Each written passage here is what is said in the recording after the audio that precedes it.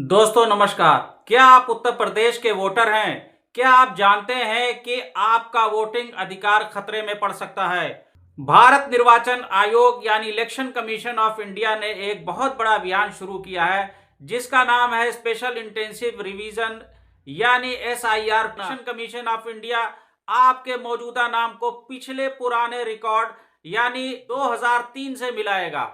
अगर आपका नाम सही से वेरीफाई नहीं हुआ तो आपको नोटिस आ सकता है और आपका नाम डिलीट हो सकता है। स्क्रीन पर ये एनुमरेशन फॉर्म है।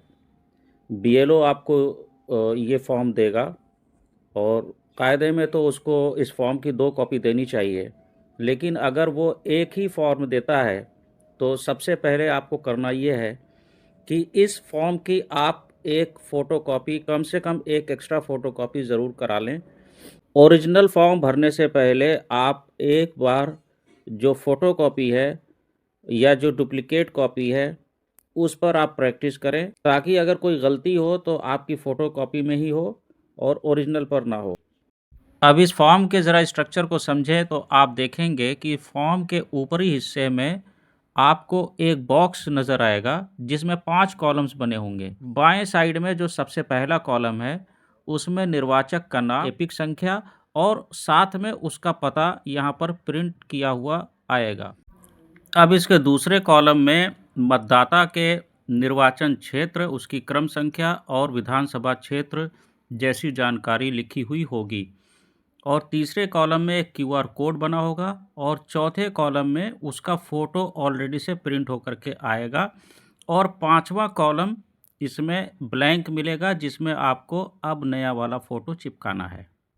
अब वीडियो में आगे बढ़ने से पहले मैं आपको बता दूं कि आपको अपनी 2003 की जो एसआईआर की जो सूची है उसके हिसाब से पूरा विवरण निकालना है। तो उसका तरीका क्या है वो मैं आपको आगे बता रहा हूँ, क्योंकि आप उसके बगैर आप अपना ये फॉर्म भर नहीं पाएंगे। वो आपको आगे ज़रूरत पड़ेगी, जब आप वीडियो देखेंगे तो समझ में आ जाएगा। अब आप देखिए यहाँ पर आपको क्या करना है। यहाँ पर आप आइए, स्क्रीन पर ये यूआरएल दिया जा रहा है, इसको आप यहाँ टाइप कर लीजिए पूरा शुरू से आखिर तक और उसके बाद सर्च बटन दबाइए। तो आपके सामने ये जो कंसर्न पेज है chief electoral officer Uttar Pradesh का, वो खुल जाएगा। अब आप देखिए यहाँ पर लेफ़्ट साइड में आपको सेलेक्ट डिस्ट्रिक्ट का कॉलम आ रहा है। यहाँ पर जो भी आपका डिस्ट्रिक्ट है, देखिए ये उत्तर प्रदेश के सारे डिस्ट्रिक्ट नज़र आ रहे हैं शुरू से आखिर तक। अब आपका जो कंसर्न डिस्ट्रिक्ट है वो आपको सेलेक्ट कर लेना है। जैसे कि मान लीजिए कि एक उत्तर प्रदेश का एक डिस्ट्रिक्ट है गोरखपुर, हम यहाँ गोरखपुर से करते हैं। अब इसके यहाँ पर आप देखिए कि सेलेक्ट एसी, एसी का मतलब है असेंबली कॉन्स्टिट्यूएंसी। अब आपको यहाँ असेंबली कॉन्स्टिट्यूएंसी पता होना चाहिए। मान लीजिए कि यहाँ पर असेंबली कॉन्स्टिट्यूएंसी है बांसगांव, तो इसको सेलेक्ट करना है और उसके बाद यहाँ पर देखिए शो का ऑप्शन है, ये शो का ऑप्शन है, ठीक है। इसको आपको क्लिक करना है। अब आप देखिए इसको ज़रा आप, मैं जूम करके दिखाता हूँ आपको। यहाँ पर लेफ़्ट साइड में आपको असेंबली कॉन्स्टिट्यूएंसी लिखा हुआ रहा। ये तो सेम ही रहेगा, चूँकि आपने एक असेंबली कॉन्स्टिट्यूएंसी चुनी है तो वो तो सेम ही दिखाएगा, लेकिन उसके बगल में आपको पार्ट नंबर दिखाएगा। पार्ट नंबर का मतलब होता है भाग संख्या। अब आपको अपना भाग संख्या पता होना चाहिए। तो आपको जो एनुमरेशन फॉर्म मिला है अभी बीएलओ के ज़रिए से, उसमें भी आप देखेंगे कि ऊपर कॉलम में जो है आपका क्रम संख्या, भाग संख्या एवं नाम और विधानसभा निर्वाचन क्षेत्र का नाम और राज्य का नाम सब लिखा हुआ है। आप वहां से ये सारी जानकारी ले करके और अपनी 2003 की सूची डाउनलोड कर सकते हैं, जैसा कि आगे मैं बता रहा हूँ। आपको पोलिंग स्टेशन नेम भी पता होना चाहिए। तो पोलिंग स्टेशन नेम आपको यहाँ दिख जाएगा, है जहाँ पर आपने पिछली बार जो कास्ट किया होगा वो यहाँ दिख जाएगा। तो वो आप यहाँ से चूज़ कर लें। मैं उदाहरण के लिए कोई भी यहाँ पे सेलेक्ट कर लेता हूँ। अब उसके बाद आपको ये मिलेगा डाउनलोड का बटन, ठीक। उसके बाद डाउनलोड का ऑप्शन है, इसको आप क्लिक कर दीजिए, ठीक। जब आप क्लिक करेंगे तो आपको यहाँ कैप्चा मांगेगा, ये आप एंटर कर दीजिए। जैसे है कि 5WL82, उसके बाद आप सबमिट बटन पे क्लिक करिए। आप वेट कर लीजिए, डाउनलोड हो जाएगा ये देखिए, ये मेरे डाउनलोड वाले फ़ोल्डर में ये 2 फाइलें आ चुकी हैं। ये मैंने 2 पोलिंग स्टेशन का डाउनलोड किया है, तो पूरा डाउनलोड हो गया। तो बहुत ही आसान है ये, कोई दिक्कत नहीं है इसमें। जो नाम है ना वो यहाँ ढूँढना पड़ेगा। निर्वाचक का नाम है, निर्वाचक का नाम, उसका संबंध, यहाँ पर आगे आपकी फ़ोटो पहचान पत्र संख्या यानी एपिक नंबर भी दे रखा है। यहाँ से आप एपिक नंबर पता कर सकते हैं। लिस्ट में भी मैं यहाँ देख रहा हूँ कहीं-कहीं एपिक संख्या नहीं दी हुई है। क्यों नहीं दी हुई है पता नहीं क्यों, 2003 की सूची है ये। तो ये दिया हुआ है। बहरहाल आपको ये सूची यहाँ से मिल जाएगी। ये आपको मैंने डाउनलोड करके दिखा दिया। अगले स्टेप में आपको अपनी जन्मतिथि भरनी है, दिन, माह, वर्ष। तो देखिए यहाँ पर आपको जन्मतिथि बिल्कुल सही डालनी है। यानी कि अगर आपकी जन्मतिथि हर जगह सही लिखी हुई है तब तो कोई मसला नहीं है, कोई दिक्कत नहीं है, आप वही डाल दीजिए। सारे डॉक्यूमेंट्स में सही लिखी हुई, हाई स्कूल की मार्कशीट हो गई या आधार नंबर हो गया, तो कोई मसला नहीं है, आप वही डाल दीजिए। लेकिन अगर कोई कोई मान लीजिए कोई फ़र्क है, माइनर सा डिफरेंस है, तो आपके अंडरस्टैंडिंग के हिसाब से जो आपकी सही जन्मतिथि है वो डालनी है। उसके बाद आपको यहाँ पर आधार संख्या लिखनी है, आधार नंबर, और उसके नीचे है मोबाइल नंबर। मोबाइल नंबर आपको वो वाली भरनी है जो आपके आधार नंबर से लिंक्ड हो। अब आप यहाँ देख सकते हैं कि मोबाइल नंबर के नीचे एक हमारा है पिता ऑब्लिक अभिभावक का नाम। यहाँ पर आपको अपने पिता का बिल्कुल सही नाम लिखना है और पूरा नाम लिखना है। इसके नीचे आपको पिता अभिभावक का एपीआईसी नंबर यानी एपिक नंबर लिखना है। यहाँ मैं आपको बताना चाहता हूँ कि जैसे आपको ये एनुमरेशन फॉर्म मिला है, इसी तरह से आपके पिता का भी एनुमरेशन फॉर्म आया होगा और उनके फॉर्म पर टॉप लेफ़्ट कॉर्नर में एपिक नंबर मेंशन होगा, तो वो वाला आप एपिक नंबर यहाँ डाल दीजिए। और उनका फॉर्म नहीं आया है और उनको नया एपिक नंबर नहीं मिला है, तो आप 2003 की सूची में जो उनका एपिक नंबर है, यानी पुराने वोटर आईडी कार्ड के हिसाब से वो वाला एपिक नंबर आप इस फॉर्म में डाल सकते हैं। अब उसके नीचे आता है माता का नाम। यहाँ पर भी आप, इसमें कोई मुश्किल नहीं है, आप माता का पूरा नाम भर दीजिए। अब आपके पास देखिए उसके नीचे जो कॉलम आता है माता का एपिक संख्या, तो यहाँ पर भी दोस्तों माता का एपिक नंबर भी वैसे ही भरना है जैसे आपने पिता का भरा है। अब इसमें वर्स्ट केस में मान लीजिए कि आपको किसी वजह से अपने पिता का या माता का एपिक ईपीआईसी नंबर नहीं मिलता है, तो आपको ये वाला कॉलम ब्लैंक छोड़ देना है। आप देख सकते हैं कि यहाँ ब्रैकेट में लिखा है यदि उपलब्ध हो। अगर उपलब्ध हो तो भर दीजिए, नहीं उपलब्ध होता है तो आप उसको ब्लैंक छोड़ दीजिए। इसमें जो अगला आइटम आ रहा है वो पति या पत्नी का नाम और ईपीआईसी नंबर। तो अब अगर शादीशुदा है, जो भी निर्वाचक है, वोटर है, शादीशुदा है, अगर वो पत्नी है तो यहाँ पति का नाम और उसका एपिक नंबर आएगा, और अगर वो पति है तो यहाँ पत्नी का नाम और उसका एपिक नंबर आएगा। तो अब यहाँ पे इस फॉर्म का जो पहला हिस्सा है वो आपने पूरा कर दिया है, यानी पहला पार्ट जो है इस फॉर्म का आपने भर दिया है। अब इस फॉर्म के अगले सेक्शन पर आते हैं दोस्तों। अब नीचे आप देख सकते हैं कि इसमें 2 सेक्शंस और हैं। देख सकते हैं आप कि फॉर्म के इस सेक्शन में ऊपर में बिल्कुल साफ लिखा हुआ है पिछले एसआईआर में मतदाता सूची में मतदाता का विवरण। यानी कि ये वाला पार्ट, ये वाला सेक्शन सिर्फ उन लोगों को भरना है जिनका 2003 की मतदाता सूची में नाम है, और जिन लोगों का नाम नहीं है उनको इस सेक्शन को नहीं भरना है। अब देखते हैं कि ये वाला सेक्शन कैसे भरा जाएगा। अब इसमें जो पहली एंट्री है इसमें लिखा हुआ है निर्वाचक का नाम। इसमें वो नाम लिखना है जो 2003 की सूची में जो आपका नाम आया हुआ है, बिल्कुल एग्जैक्टली वही नाम लिखना है आपको। अगर उसमें कुछ गलत भी लिखा हुआ है तो गलत ही लिखना है, आपको अपनी तरफ से नहीं सुधारना है। अब आप देखिए इसमें दूसरा जो आइटम है ईपीआईसी नंबर, एपिक नंबर, तो 2003 की सूची में अगर आपका एपिक नंबर दिया हुआ है तो आपको एग्जैक्टली वही एपिक नंबर डालना है।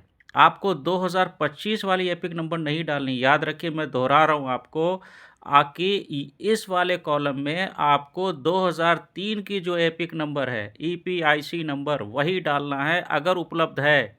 और अगर उपलब्ध नहीं है 2003 में एपिक नंबर, तो आप इसको ब्लैंक छोड़ दीजिए। और अगर 2003 की सूची में जो एपिक नंबर दिया हुआ है तो एग्जैक्टली वही एपिक नंबर डालना है। गलती से आपको 2025 वाली एपिक नंबर यहाँ नहीं डालनी है। अब आप देखिए नेक्स्ट जो कॉलम है वो संबंधी का नाम। तो ये सब जितना भी ब्यौरा इसमें भरा जा रहा है वो 2003 की सूची से भरा जा रहा है। तो संबंधी के नाम में आपको पिता का नाम ही लिखना है। और 2003 की सूची के आधार पर 2003 की सूची में जो भी आपके पिता का नाम लिखा हुआ है, चाहे गलत या सही, आधा या पूरा, एग्जैक्टली वही भरना है। और संबंध में आप भर दीजिए। यानी कि अगर आप पिता का नाम भर रहे हैं तो संबंध में पिता लिख दीजिए। और अगर आप पति का नाम भर रही हैं तो आप संबंध में पति लिख दीजिए। अब इस पे अगले में आते हैं जिला। तो जिला भी ठीक है, जिला में कोई दिक्कत है नहीं है। तो इस जो जिला मेंशन है वो आप जिला आपका जो जिला बनता है वो आप जिला डाल दीजिए यहाँ पर। अब उसके बाद है राज्य का नाम। राज्य के नाम वाले कॉलम के अगेंस्ट में आप उत्तर प्रदेश लिखेंगे। उसके बाद विधानसभा निर्वाचन क्षेत्र का नाम। तो जो आपने लिस्ट डाउनलोड की है इलेक्शन कमीशन की वेबसाइट से, आपको पता होगा कि हर निर्वाचन क्षेत्र का एक नाम होता है। आप वहाँ पे निर्वाचन क्षेत्र का नाम देख के यहाँ भर दीजिए। और उसके बाद विधानसभा निर्वाचन क्षेत्र की संख्या, उसकी एक संख्या भी होती है, उसी लिस्ट में मेंशन होता है। ठीक है, तो वो आप संख्या भी मेंशन कर दीजिए। उसके बाद है भाग संख्या। तो 2003 के हिसाब से जो आपकी भाग संख्या, वो भाग संख्या लिख दीजिए। अब उसके बाद आप देख लीजिए कि आपका नाम जो है 2003 की सूची में कौन से क्रम संख्या पर आ रहा है, तो वो आप क्रम संख्या यहाँ पर डाल दीजिए। अब ये वाला सेक्शन भी आपका पूरा हो गया। अब जो इस फॉर्म का सबसे महत्वपूर्ण पार्ट है, हिस्सा है, उस पर आते हैं। यानी कि इस फॉर्म का जो राइट साइड में जो नीचे वाला हिस्सा है उसकी बात करते हैं। तो सबसे पहले तो आप ये जान लीजिए कि ये वाला हिस्सा सिर्फ उन लोगों को भरना है जिनका नाम 2003 की सूची में नहीं था। अब एग्ज़ाम्पल के तौर पर ऐसे भी कुछ लोग हो सकते हैं कि 2003 में वो बालिग ही नहीं हुए थे, तो वोटर लिस्ट में उनका नाम ही नहीं था। तो ऐसे लोगों को जो है वो अब ये वाला सेक्शन भरना है, यानी कि फॉर्म के नीचे वाला राइट साइड में जो हिस्सा है ये वाला पार्ट भरना है।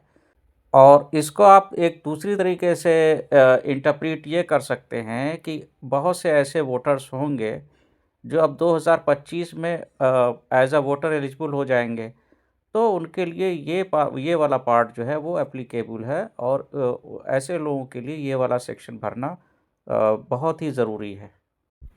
यहाँ पर आप देख सकते हैं कि ऊपर लिखा हुआ है इस कॉलम में, पिछले कॉलम में दिए गए संबंधी का विवरण पिछले एसआईआर के अनुसार। अब इसका मतलब ये है कि अब जो मतदाता है उसका विवरण खुद नहीं देना है यहाँ पर। ये जो सबसे ऊपर में इस फॉर्म के जब से सबसे ऊपर में जो आपने अपने जिस संबंधी का विवरण दिया है, ज़्यादातर केसेस में यहाँ पे पिता होगा, तो आपके पिता का ही विवरण यहाँ पे सारा आएगा। और वो भी 2003 की एसआईआर के अनुसार। चूँकि उस टाइम आपका तो नाम था नहीं उस सूची में, तो इसलिए जो आपके संबंधी आपके पिता है उनका विवरण इस फॉर्म के इस सेक्शन में भरा जाएगा। अब आप देखिए इस फॉर्म के इस सेक्शन को ज़रा आप ध्यान से समझिए कि इसमें जो पहला जो आइटम है उसमें नाम लिखा हुआ है। इसमें आपको अपना नाम नहीं लिखना है, अपने संबंधी का नाम। जो इस एक पेज के फॉर्म का जो टॉप में जो पोर्शन दिया हुआ है उसमें जो संबंधी का नाम लिखा हुआ है, यानी अपने पिता का नाम, ज़्यादातर केसेस में पिता का ही नाम होगा, तो आपको यहाँ पर अपने पिता का नाम भरना है जिनका 2003 के SIR वाली सूची में जिनका नाम आया हुआ है, तो उनका नाम यहाँ भरना है। और उसके बाद नीचे EPIC नंबर यानी एपिक नंबर लिखना है। अगर उपलब्ध है सूची में उपलब्ध है तो आप लिख दीजिए एपिक नंबर, नहीं उपलब्ध है तो इसको आप ब्लैंक छोड़ दीजिए। अब जो इसमें थर्ड आइटम में लिखा हुआ है संबंधी का नाम। अब संबंधी के नाम में जो है आपके पिता के पिता का नाम होगा, यानी आपके दादा का नाम होगा। याद रखिए इसको, संबंधी के नाम में आपके पिता के पिता का नाम, चूंकि आपने अपने पिता का नाम इस फॉर्म के सबसे पहले वाले कॉलम में दे दिया है, तो अब इस वाले कॉलम में नाम के अगेंस्ट में आपके पिता का नाम होगा और सेकंड वाले कॉलम में उनका एपिक नंबर होगा अगर उपलब्ध है तो 2003 की सूची में। अब उसके जो ये जो इस सेक्शन में थर्ड आइटम है संबंधी का नाम।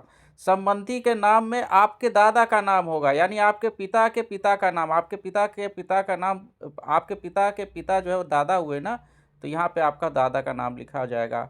और संबंध में मतलब ऊपर उनके साथ उनका क्या संबंध था, तो संबंध में आप पिता लिखेंगे। अब उसके बाद ये जिला है, तो आपके पिता का जो जिला है वो आप लिख दीजिए।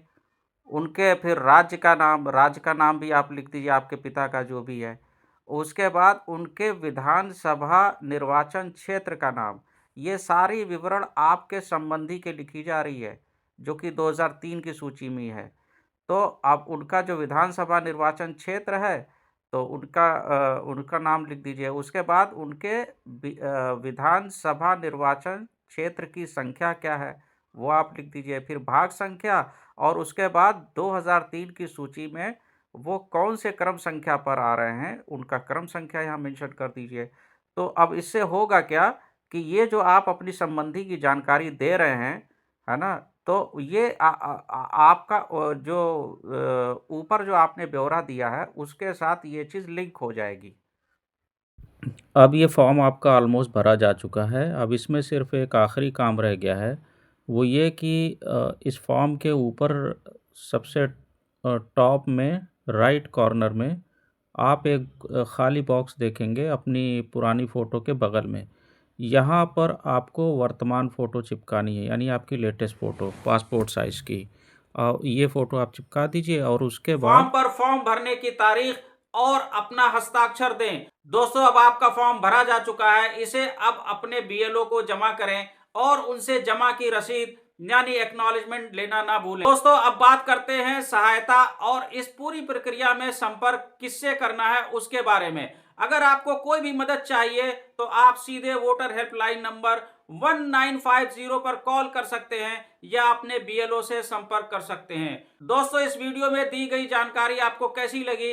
अगर आपको उपयोगी लगी हो और आपके मतलब की हो तो आप इसे लाइक करें, अपने दोस्तों, रिश्तेदारों और परिवार के बीच में ज्यादा से ज्यादा शेयर करें ताकि उन्हें भी इस वीडियो का फायदा मिले। दोस्तों, अभी तक आपने मेरे चैनल सल्लूज इन्फो मीडिया को सब्सक्राइब नहीं किया है तो मेरी आपसे गुजारिश है कि इसे जरूर सब्सक्राइब कर लें।